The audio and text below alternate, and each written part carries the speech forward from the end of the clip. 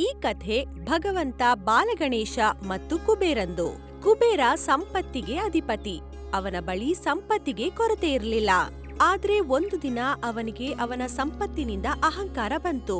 ಅವನು ಒಂದು ದಿನ ತನ್ನ ಸಂಪತ್ತಿನ ಪರಿಚಯ ಮಾಡೋದಕ್ಕೆ ಕೈಲಾಸವಾಸಿ ಶಿವನ ಬಳಿ ಬಂದು ಹೀಗೆ ಹೇಳ್ತಾನೆ. ದೇವ ಈಶ್ವರನೇ, ಇವತ್ತು ನಾನು ನಿಮ್ಮ ಬಳಿ ಒಂದು ವಿನಂತಿ ಮಾಡಿಕೊಳ್ತೀನಿ.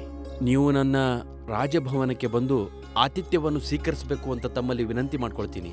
ನೀವು ಬಂದು ಊಟ ಮಾಡಬೇಕು ಅಂತ ಆಮಂತ್ರಣ ಕೊಡ್ತಾ ಇದ್ದೀನಿ. ನೀವು ಮತ್ತೆ ಮಾತೆ ಪಾರ್ವತಿ ಇಬ್ಬರು ಕೂಡ ಬರಬೇಕು ಅಂತ ತಮ್ಮಲ್ಲಿ ವಿನಂತಿ. ನೀವು ಊಟ ಮಾಡಿ ನನ್ನ ಮನಸ್ಸನ್ನು ಸಂತೋಷಪಡಿಸಬೇಕು. ನನ್ನ ಈ ಚಿಕ್ಕ ಇಚ್ಛೆಯನ್ನು ಪೂರೈಸಿ ಮಹಾಪ್ರಭು. ಭಗವಂತ ಶಿವ ಕುಬೇರನ ಮನಸ್ಸಲ್ಲಿರೋ ವಿಷಯವನ್ನ ತಿಳ್ಕೊಂಡ್ಬಿಡ್ತಾನೆ. ಕುಬೇರ ಊಟದ ನೆಪದಲ್ಲಿ ತನ್ನ ಮನೆಗೆ ಕರೆದು ಐಶ್ವರ್ಯವನ್ನ ತೋರಿಸ್ಕೊಳ್ಬೇಕು ಅಂತಿರೋದು ಅವರಿಗೆ ಗೊತ್ತಾಗತ್ತೆ. ಅದಕ್ಕೆ ಭಗವಂತ ಶಿವ ಕುಬೇರನಿಗೆ ಹೀಗೆ ಹೇಳ್ತಾರೆ. ಕುಬೇರ, ನಿಮ್ಮ ಆಮಂತ್ರಣವನ್ನ ನಾವು ಸ್ವೀಕರಿಸುತ್ತೇವೆ. ಯಾಕಂದ್ರೆ ಈ ಎಲ್ಲ ಭಕ್ತಾದಿಗಳು ಮತ್ತೆ ಈ ಭೂಮಿ ಮೇಲೆ ನಾನು ಕೈಲಾಸದಿಂದಲೇ ಇವುಗಳೆಲ್ಲದರ ಮೇಲೆ ಗಮನ ಇಡ್ತೀನಿ. ಈ ಎಲ್ಲಾ ಸೃಷ್ಟಿಯೂ ನನ್ನದೇ. ಆದರೆ ಈ ಕೈಲಾಸ ಪರ್ವತವನ್ನ ಬಿಟ್ಟು ಬರಲು ಆಗುವುದಿಲ್ಲ ಕುಬೇರ. ನಾನು ನಿನ್ನ ಆಮಂತ್ರಣವನ್ನ ಸ್ವೀಕರಿಸುತ್ತೇನೆ, ಆದರೆ ಕೈಲಾಸ ಪರ್ವತವನ್ನ ಬಿಟ್ಟು ಬರೋದಕ್ಕೆ ಸಾಧ್ಯ ಇಲ್ಲ. ಹಾಗೆ ಆಗ್ಲಿ ಮಹಾಪ್ರಭು. ತಾಯಿ ಪಾರ್ವತಿ, ನೀವಾದ್ರೂ ಬರಬಹುದಲ್ವಾ? ನನ್ನ ಈ ಊಟದ ಆಮಂತ್ರಣವನ್ನ ನೀವಾದ್ರೂ ಸ್ವೀಕರಿಸಿ. ನಾವು ನಿಮ್ಮ ಮತ್ತೆ ನಿಮ್ಮ ಆಮಂತ್ರಣನ ಗೌರವಿಸ್ತೀವಿ. ಆದ್ರೆ ಎಲ್ಲಿ ಭಗವಂತ ಶಂಕರನಿರೋದಿಲ್ವೋ ಅಲ್ಲಿ ನಾನು ಇರೋಕಾಗೋದಿಲ್ಲ. ಯಾವ್ದು ಅವ್ರ ಕೆಲ್ಸ ಆಗಿರುತ್ತೋ ಅದು ನನ್ ಕೆಲ್ಸನೂ ಆಗಿರುತ್ತೆ. ನಾವಿಬ್ರು ಕೈಲಾಸ ಪರ್ವತ ಬಿಟ್ಟು ಎಲ್ಲೂ ಹೋಗೋಕಾಗೋದಿಲ್ಲ. ಹಾಗಿದ್ರೆ ಈ ಸಮಸ್ಯೆಗೆ ಬೇರೆ ಪರಿಹಾರ ಇಲ್ವೇ? ನಾನು ನಿಮಗೆ ಊಟದ ಆಮಂತ್ರಣವನ್ನು ಕೊಡೋದಿಕ್ ಬಂದಿದ್ದೀನಿ ಪ್ರಭು. ನನ್ನ ಆಸೆ ನೆರವೇರಿಸಿ ಪ್ರಭು. ನೀವು ನನ್ನ ಆಸ್ಥಾನಕ್ಕೆ ಬಂದು ಭೋಜನವನ್ನು ಸ್ವೀಕರಿಸಿ ಏನಾದ್ರೂ ಪರಿಹಾರ ಕೊಡಿ ಪ್ರಭು. ಸ್ವಲ್ಪ ಯೋಚನೆ ಮಾಡಿ ಭಗವಂತ ಶಂಕರ ಹೀಗೆ ಹೇಳ್ತಾರೆ. ಕುಬೇರ, ನೀನು ಇಷ್ಟು ದೂರ ನಮ್ಮನ್ನು ಸ್ವಾಗತಿಸಲು ಬಂದಿದ್ದೀಯಾ. ನಾನು ನಿನ್ನನ್ನು ನಿರಾಸೆಗೊಳಿಸುವುದಿಲ್ಲ. ನಿಮ್ಮ ಆಮಂತ್ರಣವನ್ನು ಸ್ವೀಕರಿಸುತ್ತೇನೆ. ನೀವು ಒಂದು ಕೆಲಸ ಮಾಡಿ. ಪಾರ್ವತಿ ಹಾಗೂ ನಾನು ಬರಕ್ ಸಾಧ್ಯ ಇಲ್ಲ. ಆದ್ರೆ ನೀವು ಬಾಲ ಗಣೇಶನನ್ನ ಮತ್ತೆ ಮೂಷಿಕ ವಾಹನನನ್ನ ಕರೆದುಕೊಂಡು ಹೋಗಿ ಗಣೇಶ ನಿಮ್ಮ ಮನೆಯಲ್ಲಿ ಊಟ ಮಾಡ್ಲಿ. ತುಂಬಾ ಧನ್ಯವಾದಗಳು ಪ್ರಭುವೆ. ನಿಮಗೆ ಸಂಸ್ಥಾನಕ್ಕೆ ಬರೋದಿಕ್ಕಾಗೋದಿಲ್ಲ ಅಂತ ಬಾಲ್ಯ ಗಣೇಶನನ್ನ ಕಳಿಸ್ತಾ ಇದ್ದೀರಲ್ಲ ಪ್ರಭುವೆ. ನೀವು ನನ್ನ ಆಮಂತ್ರಣವನ್ನು ಸ್ವೀಕರಿಸಿ ನನ್ನ ಮೇಲೆ ತುಂಬಾ ದಯೆ ತೋರಿಸಿದ್ರಿ ಪ್ರಭುವೆ. ನಾನು ನಿಮಗೆ ಚಿರಋಣಿಯಾಗಿರ್ತೀನಿ.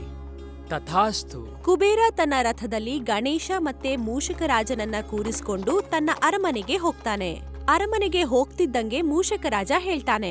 ಗಣೇಶ, ಈ ಅರಮನೆ ಎಷ್ಟು ಸುಂದರವಾಗಿದೆ ಅಲ್ವಾ? ಮತ್ತೆ ತುಂಬಾ ದೊಡ್ಡದಾಗಿ ಕೂಡ ಇದೆ. ಮತ್ತೆ ನೋಡು, ಇಲ್ಲಿ ಮಲ್ಕೊಳ್ಳೋದಕ್ಕೆ ಚಿನ್ನದ ಮಂಚ ಕೂಡ ಇದೆ. ಕುಬೇರ ತುಂಬಾ ದೊಡ್ಡ ಮನುಷ್ಯ, ತುಂಬಾ ಶ್ರೀಮಂತ, ದೇವತೆಗಳಲ್ಲೇ ಅತ್ಯಂತ ಶ್ರೀಮಂತ ವ್ಯಕ್ತಿ. ಮೂಷಕ ವಾಹನ, ಈ ವಸ್ತುಗಳಿಂದ ನಂಗೆ ಏನು ಅವಶ್ಯಕತೆ ಇಲ್ಲ. ನಾವಿಲ್ಲಿ ಹೊಟ್ಟೆ ತುಂಬಾ ಊಟ ಮಾಡೋದಿಕ್ ಬಂದಿದ್ದೀವಿ. ಕುಬೇರ್ ಅವರು ನಮಗೆ ಆಮಂತ್ರಣ ಕೊಟ್ಟಿದ್ದಾರೆ ಅಂತ. ಬಾ, ನಾವು ಹೋಗಿ ಊಟ ಮಾಡೋಣ. ಬಾಲ್ಯ ಗಣೇಶ್, ನೀವಿಲ್ಲಿ ಕುತ್ಕೋಬೇಡಿ. ನಾನು ನಿಮಗೆ ಅಂತ ಒಂದು ಬಂಗಾರ ಸಿಂಹಾಸನವನ್ನು ಮಾಡಿಸಿದ್ದೀನಿ. ನೀವು ಆ ಬಂಗಾರದ ಸಿಂಹಾಸನದ ಮೇಲೆ ಕುತ್ಕೊಂಡು ಊಟ ಮಾಡಬೇಕು. ಹಾಗೇ ಆಗ್ಲಿ ಕುಬೇರ ಮಹಾರಾಜ ಅವರೇ. ನಿಜವಾಗ್ಲೂ ಇದು ತುಂಬಾ ಒಳ್ಳೆ ವಿಚಾರನೇ. ನಿಮ್ಮಿಷ್ಟದ ಪ್ರಕಾರನೇ ಆಗ್ಲಿ. ನಮಗೀಗ ಊಟ ಅಷ್ಟೇ ಬೇಕು. ಸ್ವಲ್ಪ ಸಮಯದ ನಂತರ ಕುಬೇರನ ಸೇವಕರು ತರಹೇವಾರಿ ತಿಂಡಿಗಳನ್ನ ತರ್ತಾರೆ. ತಗೊಳ್ಳಿ ಬಾಲ ಗಣೇಶ್, ತುಂಬಾನೇ ರುಚಿಕರವಾದ ಲಡ್ಡು ತಗೊಳ್ಳಿ. ನನಗ್ ಗೊತ್ತು ನಿಮಗೆ ಲಡ್ಡು ತುಂಬಾನೇ ಇಷ್ಟ ಅಂತ. ಗಣೇಶ ಕ್ಷಣ ಮಾತ್ರದಲ್ಲೇ ಇದ್ದ ಲಡ್ಡುಗಳನ್ನೆಲ್ಲ ತಿಂದು ಮುಗಿಸ್ತಾನೆ. ಹೀಗೆ ಅನ್ನ, ಸಾರು, ಪಲ್ಯ, ತರಕಾರಿ ಎಲ್ಲವನ್ನ ತಿಂದು ಆಹಾರ ಭಂಡಾರನ ಖಾಲಿ ಮಾಡ್ತಾನೆ. ಆದ್ರೂ ಗಣೇಶನ ಹಸಿವು ಮಾತ್ರ ನೀಗೋದೇ ಇಲ್ಲ. ಮತ್ತಿನ್ನೇನು ಬೇಕು ಬಾಲ ಗಣೇಶ? ಏನ್ ತಿನ್ಬೇಕು ಅಂತಿದ್ದೀರಾ ನೀವು? ನಮ್ಮ ಈ ಆಸ್ಥಾನದಲ್ಲಿ ತಿನ್ನೋದಿಕ್ಕೆ ಅಂತ ಏನು ಕಡಿಮೆ ಇಲ್ಲ. ಕುಬೇರ ಹೀಗೆ ಹೇಳ್ತಿದ್ದಂಗೆ ಬಾಲಗಣೇಶನಿಗೆ ಕುಬೇರನ ಮನ್ಸಲ್ಲಿರೋದು ಗೊತ್ತಾಗುತ್ತೆ. ಅವನು ತನ್ನ ಮನ್ಸಲ್ಲೇ ಅನ್ಕೊಳ್ತಾನೆ. ಹಾಗೇನು ಇದ ವಿಷಯ? ಇವ್ರು ಮಾಡಿರೋ ಸಂಪತ್ತಿಂದ ಇಷ್ಟೊಂದು ಸೊಕ್ಕ ಇವ್ರಿಗೆ. ನಾನಿವಾಗ ಇವ್ರಿಗೆ ಪಾಠ ಕಲಿಸ್ಲೇಬೇಕು. ಕುಬೇರ ಮಹಾರಾಜರೇ, ನೀವು ಕೊಟ್ಟಂತ ಊಟ ನನ್ನ ಹೊಟ್ಟೆಗೆ ಸ್ವಲ್ಪ ಕೂಡ ಸಾಕಾಗಿಲ್ಲ. ನನಗೆ ಇನ್ನೂ ಕೂಡ ಹಸಿವಾಗ್ತಿದೆ. ಇನ್ನೂ ಸ್ವಲ್ಪ ತಿನ್ನೋದಕ್ಕೆ ಏನಾದ್ರೂ ಸಿಗುತ್ತಾ? ಹಾ, ಖಂಡಿತವಾಗ್ಲು ಬಾಲಗಣೇಶ. ಮತ್ತೆ ನಾನು ಭೋಜನವನ್ನು ನಿನಗೆ ತರಿಸ್ತೇನೆ. ನೀವು ಕುಬೇರನ ಆಸ್ಥಾನದಲ್ಲಿದ್ದೀರಾ. ಕುಬೇರನ ಆಸ್ಥಾನದಲ್ಲಿ ಇಲ್ಲಿ ಯಾವುದೇ ವಸ್ತುಗಳಿಗೆ ಏನು ಕಡಿಮೆ ಇಲ್ಲ. ಸೇವಕರೇ, ಯಾರಲ್ಲಿ ಬಾಲಗಣೇಶನಿಗೆ ಅಂತ ಇನ್ನೂ ಸ್ವಲ್ಪ ಭೋಜನವನ್ನು ಸಿದ್ಧಪಡಿಸಿ. ಅರಮನೆಯಲ್ಲಿರೋ ಆಹಾರ ಭಂಡಾರ ಎಲ್ಲ ಖಾಲಿಯಾಗ್ಬಿಡುತ್ತೆ. ಎಲ್ಲ ದವಸ ಧಾನ್ಯ ಖಾಲಿಯಾಗತ್ತೆ. ಎಲ್ಲಾ ಸೇವಕರು ಬೆವರಿ ನೆಂದೋಗ್ಬಿಡ್ತಾರೆ. ಅಡುಗೆ ಮಾಡಿ ಮಾಡಿ ಮಾಡಿ ಮಾಡಿ ಅವ್ರಿಗೆಲ್ಲ ಸುಸ್ತಾಗೋಗ್ಬಿಡುತ್ತೆ. ಕೊನೆಯಲ್ಲಿ ಬಂದು ಕುಬೇರನಿಗೆ ಹೇಳ್ತಾರೆ, ಮಹಾರಾಜ ಕುಬೇರ, ಒಳಗೆ ಧಾನ್ಯಗಳೆಲ್ಲ ಖಾಲಿಯಾಗೋಗಿದೆ. ಅಡಿಗೆ ಸಾಮಾನುಗಳೆಲ್ಲ ಮುಗ್ದು ಹೋಯ್ತು. ಇವಾಗ ಏನ್ ಮಾಡೋದು? ಹೋಗಿ ಊರಲ್ಲಿರೋ ಎಲ್ಲಾ ಧಾನ್ಯಗಳನ್ನು ಕೂಡಲೇ ತಗೊಂಬನ್ನಿ. ಬಾಲಗಣೇಶ ಮತ್ತು ಮೂಷಕ ಸ್ವತಃ ನಮ್ಮ ಆಸ್ಥಾನಕ್ಕೆ ಭೋಜನಕ್ಕೆ ಬಂದಿದ್ದಾರೆ. ಅವರಿಗೆ ಯಾವುದೇ ಕಾರಣಕ್ಕೂ ಕಡಿಮೆ ಆಗ್ಬಾರ್ದು. ನಮ್ಮ ರಾಜ್ಯದಲ್ಲಿ ತುಂಬಾನೇ ದವಸ ಧಾನ್ಯಗಳಿವೆ. ಹೋಗಿ ತಗೊಂಬನ್ನಿ. ಬಾಲಗಣೇಶನಿಗೆ ಇನ್ನೂ ಸ್ವಲ್ಪ ಭೋಜನ ಸಿದ್ಧಪಡಿಸಿ. ಕುಬೇರ ಊಟ ಬಡಿಸ್ದಂಗೆಲ್ಲ ಗಣೇಶ ತಿಂದು ತಿಂದು ಖಾಲಿ ಮಾಡ್ತಾ ಇದ್ದ. ಆದ್ರೆ ಗಣೇಶನ ಹಸಿವು ಮಾತ್ರ ಶಾಂತವಾಗ್ತಿರ್ಲಿಲ್ಲ. ಕುಬೇರ ಮಹಾರಾಜರೇ, ಬೇಗ ತಗೊಂಬನ್ನಿ, ನಂಗೆ ತುಂಬಾನೇ ಹಸಿವಾಗ್ತಾ ಇದೆ. ಇಲ್ಲ ಅಂದ್ರೆ ಇಲ್ಲಿರೋ ಎಲ್ಲ ವಸ್ತುಗಳನ್ನ ತಿನ್ಬಿಡ್ತೀನಿ ಅಷ್ಟೇ. ನೋಡ್ತಿದ್ದಂಗೆ ಗಣೇಶ ಅರಮನೆಯಲ್ಲಿದ್ದ ಎಲ್ಲ ಚಿನ್ನದ ಸಿಂಹಾಸನ, ಅರಮನೆಯಲ್ಲಿದ್ದ ಸಣ್ಣ ಪುಟ್ಟ ವಸ್ತು, ಪಾತ್ರೆಗಳು ಎಲ್ಲವನ್ನ ತಿಂದ್ಬಿಡ್ತಾನೆ. ಆದ್ರೂ ಅವನ ಹಸಿವು ಮಾತ್ರ ನೀಗೋದೇ ಇಲ್ಲ. ಕೊನೆಯಲ್ಲಿ ಪೂರ್ತಿ ಅರಮನೆ ಖಾಲಿ ಆಗ್ಬಿಡುತ್ತೆ. ಅವನು ಕುಬೇರನಿಗೆ ಹೇಳ್ತಾನೆ, ನಾನು ಎಷ್ಟು ತಿಂದ್ರೂ ನನ್ನ ಹೊಟ್ಟೆನೇ ತುಂಬ್ತಾ ಇಲ್ವಲ್ಲ.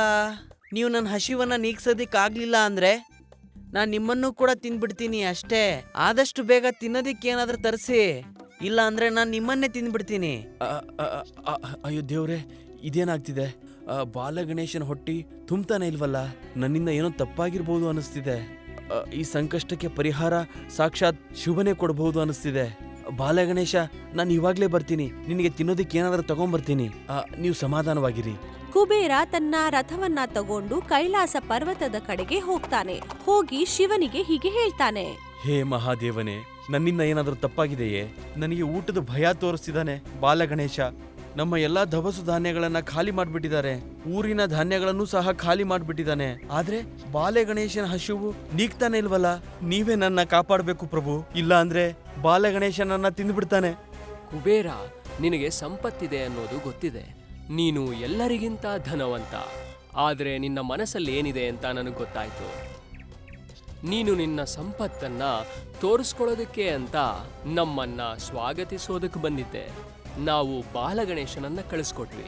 ಅದರ ಫಲವಾಗಿ ಈ ದಂಡ ಅನುಭವಿಸ್ತಾ ಇದೀಯಾ. ನಿನಗೆ ನಿನ್ನ ಸಂಪತ್ತಿನಿಂದ ಅಹಂಕಾರವಿತ್ತು. ನಿನಗೆ ಬುದ್ಧಿ ಹೀನವಾಗಿತ್ತು.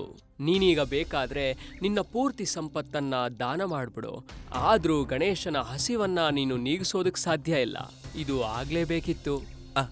ಮತ್ತೆ ಪಾರ್ವತಿ, ನೀವೇ ಏನಾದ್ರೂ ಮಾಡಿ. ನನ್ನಿಂದ ತುಂಬಾನೇ ದೊಡ್ಡ ತಪ್ಪಾಗಿದೆ. ಇದು ತುಂಬಾನೇ ದೊಡ್ಡ ಅನಾಹುತ ಆಗಿದೆ.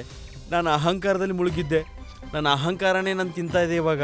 ಇದೇನೂ ನನಗೆ ಗೊತ್ತಿರಲಿಲ್ಲ. ನನ್ನಿಂದ ತಪ್ಪಾಗಿದೆ. ನನ್ನ ಜೀವನದಲ್ಲೇ ಈ ಥರದ ದುಸ್ಸಾಹಸ ನಾನು ಯಾವತ್ತೂ ಮಾಡಲ್ಲ. ನನ್ನ ಸಂಪತ್ತನ್ನ ನಾನು ಸರಿಯಾದ ದಾರಿಯಲ್ಲಿ ಬಳಸ್ತೀನಿ, ಎಲ್ಲರಿಗೂ ಸಹಾಯ ಮಾಡೋದಿಕ್ಕೆ ಅಂತ. ಮತ್ತೆ ನನ್ನ ಸಂಪತ್ತು ಎಷ್ಟಿದೆ ಅಂತ ತೋರ್ಸೋದಕ್ಕೆ ನಿಮ್ಗೆ ಆಮಂತ್ರಣ ಕೊಡಕ್ ಬಂದಿದ್ದೆ ನಾನು. ನನ್ನನ್ನು ದಯವಿಟ್ಟು ಕ್ಷಮಿಸ್ಬಿಡಿ. ತಾಯಿ ಪಾರ್ವತಿ, ನನ್ನನ್ನು ಕಾಪಾಡಿ. ಮಾತಾ ಪಾರ್ವತಿ ಒಂದು ಬಟ್ಟಲಲ್ಲಿ ಅನ್ನವನ್ನ ಮಾಡಿ ಕುಬೇರನಿಗೆ ಕೊಟ್ಟು ಹೀಗೆ ಹೇಳ್ತಾಳೆ, ತಗೊಳ್ಳಿ, ಈ ಅನ್ನವನ್ನ ಗಣೇಶನಿಗೆ ಕೊಡಿ.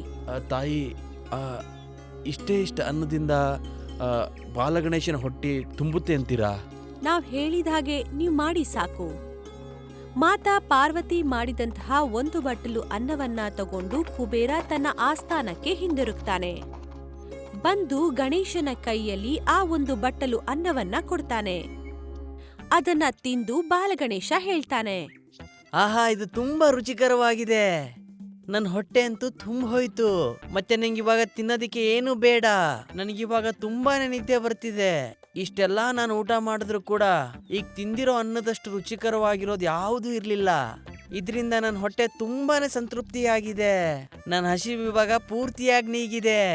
ಕುಬೇರ ಮಹಾರಾಜರೇ, ನಾನಿವಾಗ ಹೊರಡ್ಬೇಕಂತಿದ್ದೀನಿ.